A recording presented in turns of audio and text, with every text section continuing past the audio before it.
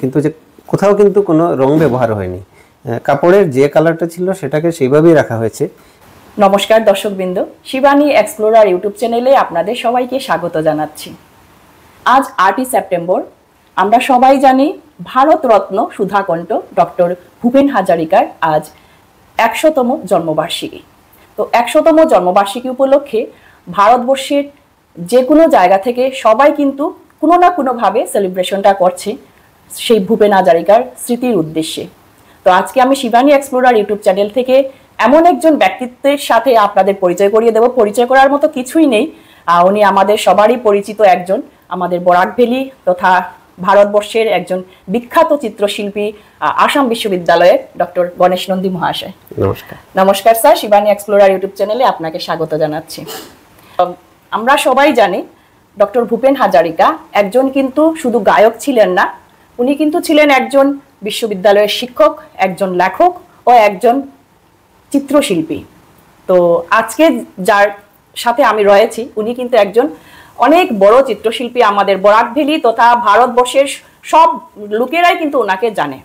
এমন একটা অনবদ্য ভিডিও নিয়ে এসেছি আমি আপনাদের সাথে, সেটা শেয়ার করব।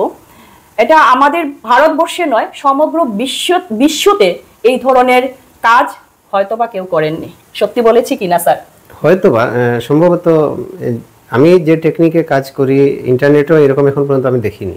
তো সেই অর্থে আমারও বিশ্বাস যে এই টেকনিকটা হয়তোবা একমাত্র আমি এখন পর্যন্ত করছি। তো গেল ওনার সেই চিত্রশিল্পীর ব্যাপারটা।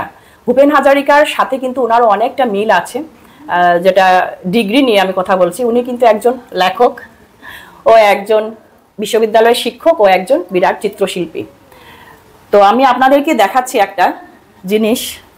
ভূপেন হাজারিকা শুধুমাত্র আমাদের অসমীয়া গান গেয়ে কিন্তু উনি অর্জন করেননি, উনি কিন্তু ছিলেন বাংলা গানও গেয়েছেন, অনেক বাংলা গান, অনেক হিন্দি গান গেয়েও কিন্তু উনি জনপ্রিয়তা অর্জন করেছিলেন। তো তার জন্য আমরা সবাই মিলে ওনাকে শ্রদ্ধাঞ্জলি জ্ঞাপন করছি। আর একটা জিনিস আমি আপনাদেরকে দেখাতে চাই, এই যেটা নিয়ে আমার আজকের অনবদ্য ভিডিওটা বলেছিলাম, এই হচ্ছে সেই কাজটা। আপনারা ভালো করে দেখে নিন এই কাজটা কি দিয়ে তৈরি, কি কি আছে এর মধ্যে। আমরা সবাই জানি রং তুলির মাধ্যমে আমরা পেন্টিং করে থাকি। আজকে কিন্তু একটা অনবদ্য যেহেতু বলেছি, আর স্যারের কাছ থেকে আজকে পুরোটা ডিটেইল জানবো এটা কি দিয়ে উনি কাজটা করেছেন। সবাই দেখে নিন এই কাজটা, ভালো করে আবারও দেখাবো আপনাদেরকে। তো এবার চলে যাচ্ছি স্যারের কাছে। জায়গায় দেখেছি ফেসবুকের মাধ্যমে অনেক জায়গায় আমরা এগুলা দেখেছি, কিন্তু যেহেতু আজকে জন্মদিন উপলক্ষে আমার একটা ছোট্ট প্রতিবেদন, আর এর জন্যই আজকে আপনার বাসায় আমার আসা। তো এই টেকনিক সম্পর্কে আমরা সবাই জানতে চাই, যাতে আপনার মাধ্যমে আরো অনেক সবাই জানে বা ওনারাও কিছুটা হলেও কাজ করতে পারে। হ্যাঁ, সেটা হচ্ছে যে মানে টেকনিকটা বলার আগে আমি একটা বিষয় বলছি যে ভূপেন হাজারিকা এই নামটা আমাদের সবার কাছেই খুবই প্রিয় এবং অত্যন্ত শ্রদ্ধার। কারণ উনি শুধু গায়কই ছিলেন না, কারণ উনি এমন এক গায়ক ছিলেন যে মানবতার গান গেয়েছেন, জীবনের গান গেয়েছেন, এবং সেই কথাগুলো আমরা চিরকাল মনে রাখবো। মানুষ মানুষের জন্য, জীবন জীবনের জন্য। তারপরে কিন্তু একটা সর্বসেরা বাংলা 20টা গানের মধ্যে কিন্তু দ্বিতীয় স্থান লাভ করেছিল। হ্যাঁ, সেটা তো মানে অবভিয়াস হতেই হবে। কারণটা যে এই যে বললাম যে জীবনের গান গেয়েছেন, তারপরে গঙ্গা আমার মা, পদ্মা আমার মা, এই যে গানগুলো, ওইগুলো কালজয়ী সবই গান। এবং যেখানে মানুষের মধ্যে সমস্যা হয়েছে উনি সেই সংগ্রামের গানও গেয়েছেন। এবং এই জায়গা থেকে উনি সে আঞ্চলিক গান যেমন বেছেছেন, তেমনি উনি বিশ্বের বিভিন্ন প্রান্ত থেকেও গান সংগ্রহ করেছেন। এই জায়গা থেকে হয়তো হেমাঙ্গ বিশ্বাস যদি বলি, ভূপেন হাজারিকা, পল রবসন, এরকম সব মানুষই যারা জীবনের গান এবং মানুষের গান গেয়েছেন, সেই জায়গায় ভূপেন হাজারিকা সত্যিই অনবদ্য। তাছাড়া ওনার প্রতিভা আমরা দেখতে পাই শুধু এখানে নয়, উনি যেমন বাংলা গান গেয়েছেন তেমনি অসমীয়া গান গেয়েছেন। আবার উনি যখন আমরা যদি বলিউডে দেখি তাহলে সেই দিল হুম হুম করে এইসব গানগুলো যে আছে, মানে প্রতিটা ক্ষেত্রেই উনি যে গানের যে মানে নিজস্বতা তৈরি করে গেছেন, সেটা উনি একাই অনন্য। এবং চিরকাল বাংলা গান অসমীয়া গানকে উনি পথ দেখিয়ে যাবেন, এটা আমি বিশ্বাস করি। তাছাড়া ব্যক্তি হিসাবে উনি সবসময় মানবতার যে কথাটা আমি বলছি, যখন হয়তো সাম্প্রদায়িক বিদ্বেষ তৈরি হচ্ছে, যেমন অসমীয়া বাঙালি বিদ্বেষ তৈরি হচ্ছে, একজন দায়বদ্ধ শিল্পী হিসাবে রাস্তায় নেমেছেন, যেটা নজরুল করেছেন, রবীন্দ্রনাথ করেছেন, ভূপেন হাজারিকাও করেছেন। একজন সার্থক শিল্পী হিসাবে আমরা ভূপেন হাজারিকা দেখতে পাই, এবং যার জন্য হচ্ছে আমরা যে ভূপেন হাজারিকা শ্রদ্ধা করি সেটা একজন সত্যিকার অর্থে মানুষ হিসাবেই এবং দায়বদ্ধ সমাজ সচেতন মানুষ হিসাবেই, পথ দ্রষ্টা হিসাবে আমরা ভূপেন হাজারিকাকে সম্মান করি। এবং এই মানুষটার সঙ্গে একবারই আমাদের দেখা হওয়ার সাক্ষাতের সুযোগ হয়েছিল। সেটা এক সুযোগে আপনাকে বলে রাখা ভালো, সেটা হচ্ছে 1998-99 সাল হবে সম্ভবত।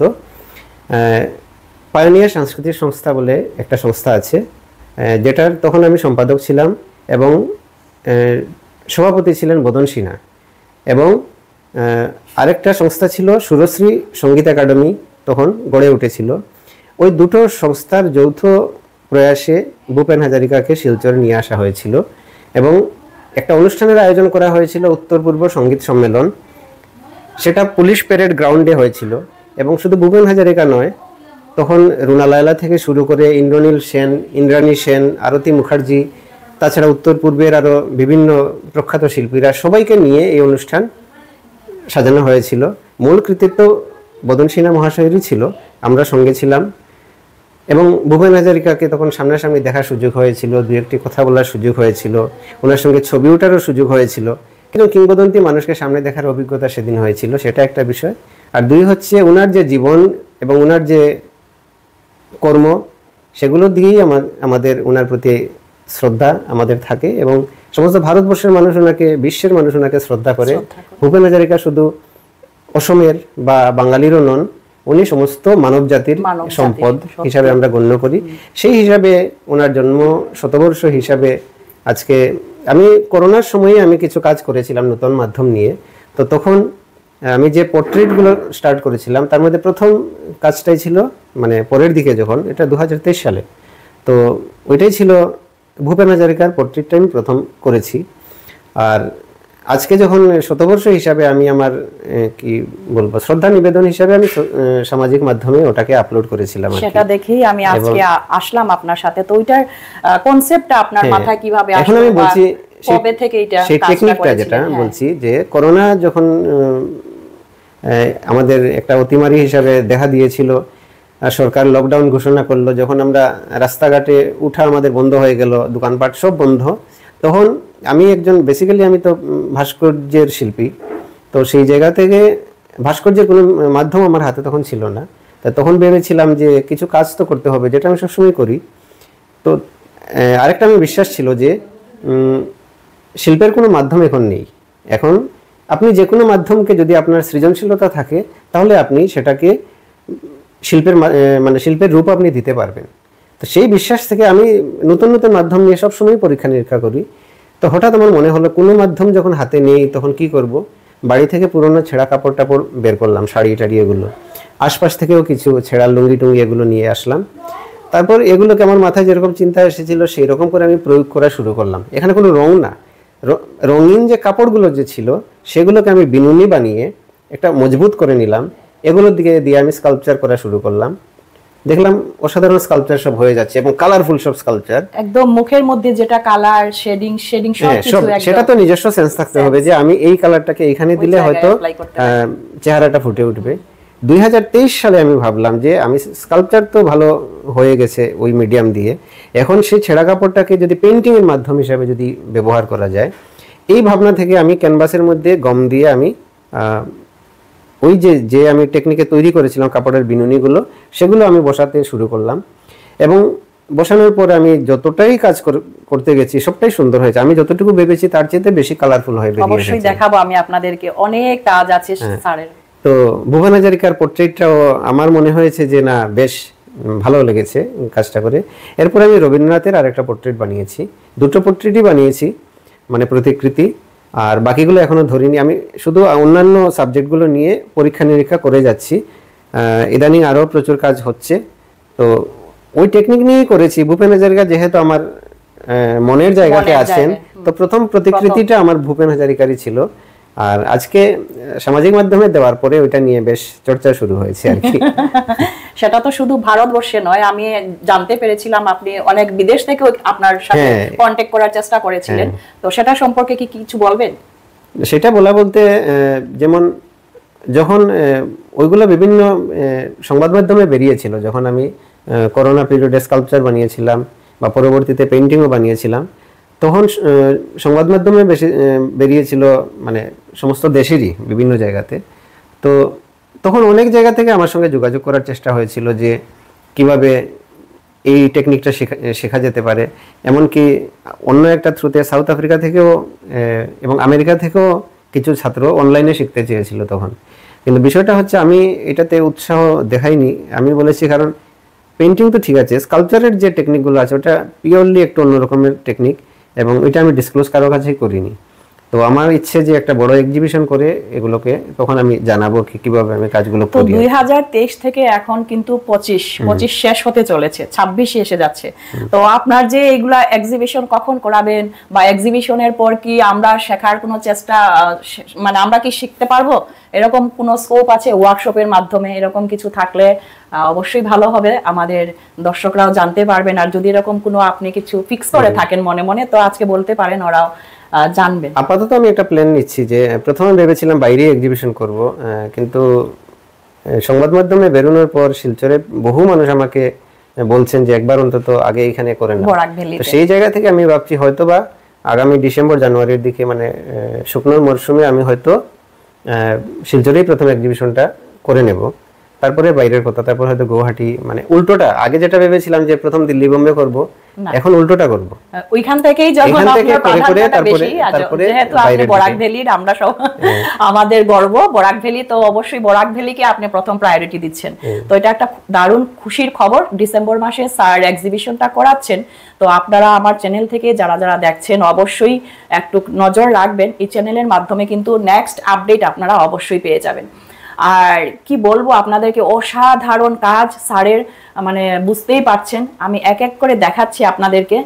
আপনারা কিন্তু একটু ধৈর্য ধরে একটু সময় নিয়ে আপনারা এই ভিডিওটা দেখবেন, সত্যিই ভালো লাগবে। আপনাদের ছেলে মেয়ে বা যারা পেন্টিং ভালোবাসেন না, ওদেরও কিন্তু ভালো লাগবে, এমন এমন কাজ আমি দেখাচ্ছি আপনাদেরকে। তো এটা হচ্ছে এই কাজটা পুরোটা কাপড় দিয়ে উনি কিন্তু বানিয়েছেন, ভূপেন হাজারিকার। স্যার একটু বলুন। না, এটা যে সমস্তটাই তো কাপড়ের, কিন্তু যে কোথাও কিন্তু কোনো রং ব্যবহার হয়নি। কাপড়ের যে কালারটা ছিল সেটাকে সেইভাবেই রাখা হয়েছে। আপনারা হয়তো দেখে থাকবেন, যারা ভূপেন হাজারিকার প্রতিকৃতি সম্পর্কে জানেন তারা দেখবেন এই জায়গাটা ভূপেন হাজারিকার কিন্তু এটা কিন্তু একটা ছেঁড়া, মানে যে কাপড়টা আমি বানিয়েছি ওইটার টেক্সচারটা ঠিক কিন্তু ওইরকমই এসে গেছে। হ্যাঁ, বিনুনি বানানোর পর টেক্সচারটা এরকমই এসে গেছে। আর বাকি তো যেমন এই যে কালারের শেডগুলো যে আছে, হয়তো কাছাকাছি এলে মনে হবে একটা এবড়ো খেবড়ো একটা ব্যাপার, কিন্তু একটু দূরে গেলে মনে হবে একটা ব্রাইট কালার কিন্তু এই ইয়ের মধ্যে, মানে কাপড় যেরকম পাওয়া গেছে সেরকমই এটাতে লাগানো হয়েছে, পুরোটা একদম হয়ে গেছে অ্যাজ ইট ইজ। কোনো পেইন্টিং রং তুলির মাধ্যমে ছাড়া কিন্তু শুধু কাপড় দিয়ে আপনারা ভালোভাবে দেখে নিন। এই যে কাপড়ের বিনুনি বানিয়ে কিন্তু এই ভূপেন হাজারিকার পোর্ট্রেটটা উনি করেছেন, অসাধারণ। আপনাদের কেমন লাগলো অবশ্যই কিন্তু কমেন্ট করবেন, এ ধরনের ভিডিও খুব কমই পাবেন। আর আরো একটা জিনিস আমি এখানটা দেখতে পাচ্ছি, দেখাচ্ছি আমি আপনাদেরকে। এই যে আমাদের এটা কি আপনারা বলতে পারবেন এগুলা কি? পুরোটা লাগছে কিন্তু বাঁশের কোরল, যেটা আমরা ব্যাম্বো শুট কি দিয়ে বানিয়েছেন বলেন? একদম শক্ত সুন্দর কিছু না, এগুলো সব পুরনো জিন্স দিয়ে, জিন্সের কাপড় দিয়ে। এই যে পুরোটা দেখুন টেক্সচারটা একদম পুরোটা বাঁশের কোরল, দেখতে মনে হবে ওই জিন্সের যে শেডগুলো যে থাকে শুধু এগুলোকে লাগিয়ে এরকম একদম হালকা, একদম হালকা। আর এটা একদম বাঁশের, আর এই যে বাঁশ কাটার পরে যেটা এটা মনে হবে যে এটা বাঁশ কেটে নিলে যে রকমের অবস্থা থেকে যায় সেরকমই, একদম সেম। এই যে জিন্সের যে করাত দিয়ে যদি কাটে তাহলে এই যে টেক্সচার গুলো থাকে ওটা কিন্তু জিন্সের প্যান্টেরই টেক্সচার, এই যে দেওয়া আছে, যেটা বুদ্ধি থাকলে উপায় হয়। তারপরে এগুলো যে জিন্সের সেলাইগুলো বসানো মনে হচ্ছে পুরোটা আখের জায়গাটা, এই যে পুরোটা ইউনিক। এটা কিন্তু আর কোনো ভিডিওতে আপনারা পাবেন না, অসাধারণ কাজগুলো। আর এটা হচ্ছে ওই যে এটা হচ্ছে কাশ্মীরের যে টিউলিপ গার্ডেন আমরা দেখি, যদি এরিয়াল ভিউতে যদি দেখি তাহলে মানে উপর থেকে যদি দেখি এরকমই মনে হবে আর কি। ওইটা উপর থেকে না এরকমই মনে হচ্ছে। আর এটা হচ্ছে একটা, আর এটা হচ্ছে লাউ গাছ, মাচা, আমরা যেগুলো মোটামুটি ওইটা আগে তো প্রায় প্রত্যেকের বাড়িতেই এরকম থাকতো, বা এখনো গ্রামের বাড়িতে গেলে আমরা এরকমই দেখতে পাই। এখানে দেখতে পাচ্ছি একটা মুরগ, এটা একটা গ্রামের বাড়িরই চিত্র, মানে কালারফুল একটা মুরগ আমি বানিয়েছি। এটা সবই কাপড়, এই যে কাপড় দিয়ে বিভিন্ন কালারের কাপড়গুলো বিনুনি বানিয়ে, অর্থাৎ শাড়ি, লুঙ্গি, নাইটি এগুলোই এই যে একটা জায়গার যে আছে, এটা কিন্তু নাইটির কাপড়কে বিনুনি বানিয়ে লাগানো হয়েছে। অনেক সময় আমরা কিন্তু মুরগের মধ্যে দেখি এরকম যে একদম কালো সাদার মধ্যে যে টেক্সচারটা, এটা কিন্তু বিনুনি বানানো, আর কিছু না, আর কিছু না। না তো ভাবতে পারছেন আপনারা, মানে এত সুন্দর কাজ। এটা হচ্ছে একটা, এটা আমাদের নর্থ ইস্টের যে জুম ক্ষেতগুলো থাকে এবং নর্থ ইস্টের যে গ্রিনারি যে রকমের আমরা দেখি, সেই রকমেরই এটাকে ধরা হয়েছে। এই যে এইরকম আমরা একটু কালচে কালচে আমাদের গ্রিনারি গুলো থাকে আর কি। তো এটাও কাপড় দিয়ে। এটা একটা আছে কলার থুর মোচা, এত সুন্দর, এত ব্রাইট, একদম দেখুন আপনারা পুরোটা মোচার মতোই লাগছে দেখতে একদম। অনেক সময় আমি ভাবি যে রকমের কাপড় আমি পাই সেই হিসাবে আমরা ভাবি, আমি যে ভাবি যে এটা দিয়ে হয়তো কি হতে পারে। এখানে আমি ভায়োলেট কালারটা এমন একটা পেয়েছি যে মনে হচ্ছে এটা দিয়ে হয়তো আমি কলার মোচাটাই বেশি ভালো হবে। এটা হচ্ছে তোমার বুক শেলফ না? হ্যাঁ, এটা একটা লাইব্রেরির মধ্যে বুক শেলফ কি রকমের হতে পারে। অসাধারণ, অসাধারণ। এরকমই রঙিনই থাকে, এরকম রঙিন কিছু না বুক শেলফ একদম। দেখুন আপনারা ভালোভাবে এই যে জায়গাটা, এই যে জায়গাটা দেখুন, একদম মনে হচ্ছে যেন বই একটু এইভাবে রাখা হয়। সেম কিছু না, শুধু বিনুনি বানিয়ে কেটে কেটে বসানো। তো আমরা অবশ্যই স্যারের কাজের ওয়ার্কশপ, এটা মনে হয় এটা চলছে এখনো, এটা আনফিনিশড, এটা চলছে। এটা শিলচর শহরের এরিয়াল ভিউটা কি রকমের হবে সেই রকমের আর কি। এটা হচ্ছে একটা, এটা এমনিতে ধান ক্ষেত এরিয়াল ভিউ মানে বানানো। এখানে কোনো কালার কোনো অ্যাপ্লাই করা নেই। আরো একটা ইন্টারেস্টিং, এই যে দেখতে পাচ্ছেন, এটা হচ্ছে জলের মধ্যে অনেক সময় আমরা বিভিন্ন ধরনের শেওলা দেখতে পাই, মানে ওগুলো জলের ঢেউয়ে এরকম এদিক ওদিক নড়তে থাকে। ওই কনসেপ্টটা থেকেই এটাকে একটা স্কাল্পচারের রূপ দিয়েছি আর কি। এখানেও মানে কোনো আর্মেচার আলাদা করে নেই, ওইটা সরাসরি। আর এটা একটা অসাধারণ আর নতুন জিনিস একটা দেখতে পেলাম। তো আপনারা কমেন্ট করুন এটা কি কি হতে পারে। স্যার তো অবশ্যই বলবেন, আপনারা বলেন এটা কি হতে পারে।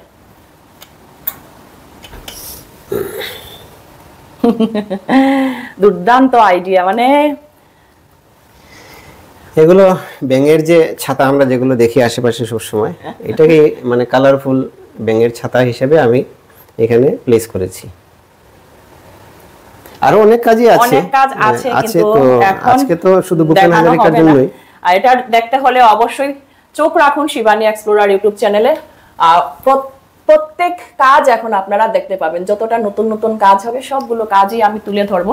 এই যে ব্যাম্বো খুব সুন্দর, একদম পুরোটা কিন্তু রিয়েল লাগছে, কিন্তু এটা এই যে জিন্সের টেক্সচার এটা, আর ওই যে স্টিচের যেটা স্যার বললেন এটা একদম পুরোটা একদম অরিজিনাল, একদম সত্যি এটা ব্যাম্বো লাগছে। আর এটা একটা, এটা আছে নিউজিল্যান্ড বা বিদেশের বেশ কিছু জায়গাতে এরকমের আছে কালারফুল সয়েল আমরা দেখতে পাই, মাটি, পাহাড়গুলো এরকম কালারফুল থাকে আর কি। তবে কাপড়গুলো বসানোর পর এটা আমার আসলে প্রথম কাজই ছিল। আচ্ছা, এবং বসানোর পরে দেখলাম বেশ ভালোই লাগছে। এরপরে থেকে এই ধরনের পেইন্টিং শুরু করলাম আর কি। তো এই ধরনের ব্যক্তি একটা দেখাই আমি আপনাদেরকে, এই যে কতগুলা অ্যাওয়ার্ড উনি জিতেছেন সব জায়গায়। আমরা কথায় বলি না, বিদ্যান সর্বত্রই পূজিত, এই যে এটার একটা নমুনা। এটাই ছিল আজকের আমার ডক্টর ভূপেন হাজারিকার শ্রদ্ধাঞ্জলি উপলক্ষে একটা ছোট্ট প্রতিবেদন। আপনাদের কেমন লাগলো অবশ্যই লাইক, কমেন্ট ও শেয়ার করে বরাবরের মতো পাশে থাকবেন। স্যারকে অশেষ ধন্যবাদ, এত সুন্দর একটা মানে ভিডিও পেলাম আপনার জন্যই, এত সুন্দর কাজ। অবশ্যই আপনাদের যদি ভালো লাগে চ্যানেলটাকে সাবস্ক্রাইব করবেন। আপনাকে ধন্যবাদ, আপনাকে অসংখ্য ধন্যবাদ। আবারও ফিরছি আরো একটা ছোট্ট ভিডিও নিয়ে আপনাদের সামনে এসে আবারও হাজির হচ্ছি। আজকের জন্য এখানেই শেষ করছি। সবাই ভালো থাকুন, সুস্থ থাকুন। আর ডক্টর ভারত কণ্ঠ ডক্টর ভূপেন হাজারিকার ১০০তম জন্মবার্ষিকী উপলক্ষে সবাইকে অনেক অনেক শুভেচ্ছা জানাচ্ছি।